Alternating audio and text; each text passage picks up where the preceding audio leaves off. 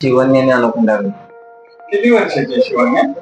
आपण गेलं किंवा चार माणसाला बोलत असेल तर ते आपल्याकडे बघते सध्या. त्याच्या व्यतिरिक्त जर काय पाणी सांडलं किंवा काय झालं, घरात कोणाला मारामारी झाली, जर एखाद्याने एखाद्याला मारलं, ज्यानं ज्या व्यक्तीला मारलंय त्या व्यक्तीला मारायला जाते स्वतःहून मारणार. एवढे इम्प्रुव्हमेंट आहे सध्या. जरी एखाद्या व्यक्तीच्या समोर एखाद्या आलं आलं ते कोणाला तुमच्या म्हणाल आमचं, त्यामुळं त्यानं सांगितलं तुमचं नाव. मग त्यांनी सांगितलं तुमचं.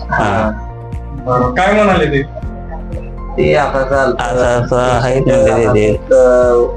बोलता येत नव्हतं, ऐकायला येत नव्हतं म्हणतात. तिनं बघितली तर हे केलं ना, मला सांगत आला आता दिदी पेशंट ते गेलं ना, दिदीला आपल्या इथं नेऊया. मग संपर्क घेतला तुमच्याकडे. मागल्या महिन्यात येऊन गोळ्या औषध घेऊन गेलो. एक महिन्याच नव्हतं? हा, एका महिन्याने. एका महिन्याच्या औषधात काय फरक आहे तुम्हाला? तिची चालना थोडीशी वाढली. म्हणजे कसं? जे काय पहिले नुसतं हे करत होते, म्हणजे साधे असं हे करत पाहिजे तसं तिला म्हणजे कसं ही नव्हती. आता तसं गोळ्या औषध चालू केलीत ना, तसं तिच्या बुद्धीत वाढ झाल्या थोडक्यात. कशी बुद्धी वाढली म्हणतात?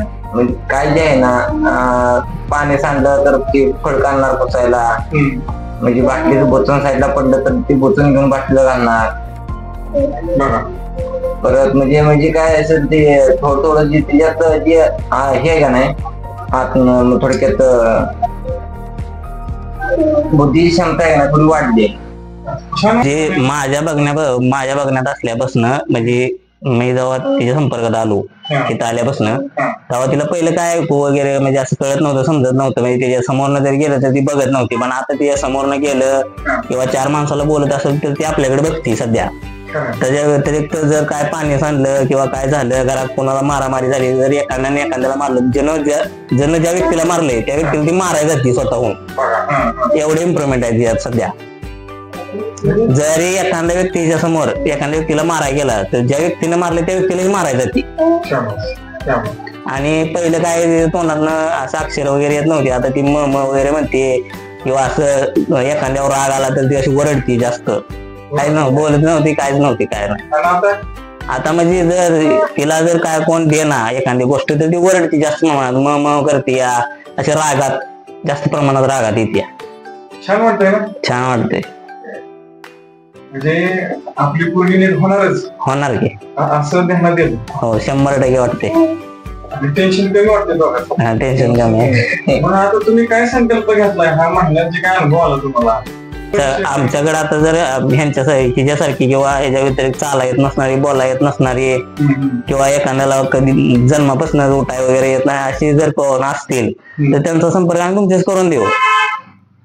असं एक तुम्ही संकल्प घ्या. हा, संकल्प घेतला. आणि आमच्या पेशंट मध्ये जेवढे इम्प्रुव्हमेंट आहे, हे जर इम्प्रुव्हमेंट अजून व्यवस्थित झालं तर ह्याच्या पलीकडे जाऊन आम्ही प्रयत्न करू की आमच्या गावातील जी मुलं आहेत ज्यांना असं येत नाही, त्यांना आमच्या थोडक्यात एखादी फाउंडेशन कशी काम करते तसं आम्ही काम करू इच्छितो. काय गावात जे पोरं आहेत ती म्हणजे असं ज्यांना बोलायला वगैरे येत नाही त्यांना घेऊ, बोलू, त्यांना काय तर खायला वगैरे देऊ, त्यांच्या आईवडिलाशी बोलू, तुम्हाला बोलवून घेऊ आणि तुमचा आणि त्यांचा संपर्क करून देऊ. तुम्ही औषध दिलं पण त्यांचा फरक पडेल, त्यांच्या आम्हाला काय तर ही लागल, आशीर्वाद लागल. भाऊ बिना पैशाचं करू. काय आमच्या पेशंटला जर फरक पडला तर 100% आम्ही बिना पैशाच करू. सेवा करायची इच्छा आहे? हो, सेवा करायची इच्छा आहे. चांगला नांदा एक नंबर. मुलं अशी नीट झाल्यानंतर आपलं एक समाधान वेगळंच आहे. समाधान एवढंच आहे.